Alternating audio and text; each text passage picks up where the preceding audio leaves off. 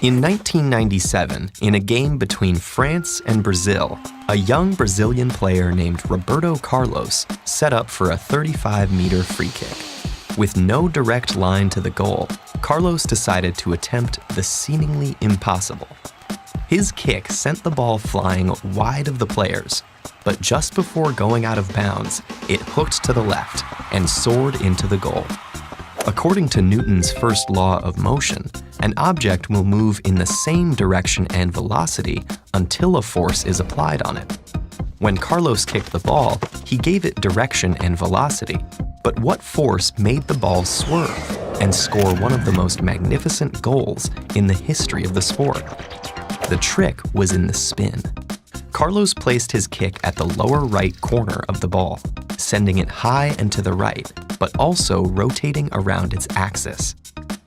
The ball started its flight in an apparently direct route, with air flowing on both sides and slowing it down. On one side, the air moved in the opposite direction to the ball's spin, causing increased pressure, while on the other side, the air moved in the same direction as the spin, creating an area of lower pressure. That difference made the ball curve towards the lower pressure zone. This phenomenon is called the Magnus effect. This type of kick, often referred to as a banana kick, is attempted regularly, and it is one of the elements that makes the beautiful game beautiful.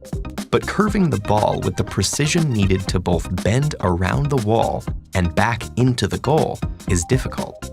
Too high and it soars over the goal. Too low and it hits the ground before curving. Too wide and it never reaches the goal. Not wide enough and the defenders intercept it. Too slow and it hooks too early, or not at all. Too fast and it hooks too late. The same physics make it possible to score another apparently impossible goal, an unassisted corner kick. The Magnus effect was first documented by Sir Isaac Newton after he noticed it while playing a game of tennis back in 1670. It also applies to golf balls, frisbees, and baseballs. In every case, the same thing happens. The ball's spin creates a pressure differential in the surrounding airflow that curves it in the direction of the spin. And here's a question. Could you theoretically kick a ball hard enough to make it boomerang all the way around back to you? Sadly, no. Even if the ball didn't disintegrate on impact or hit any obstacles, as the air slowed it, the angle of its deflection would increase, causing it to spiral into smaller and smaller circles until finally stopping.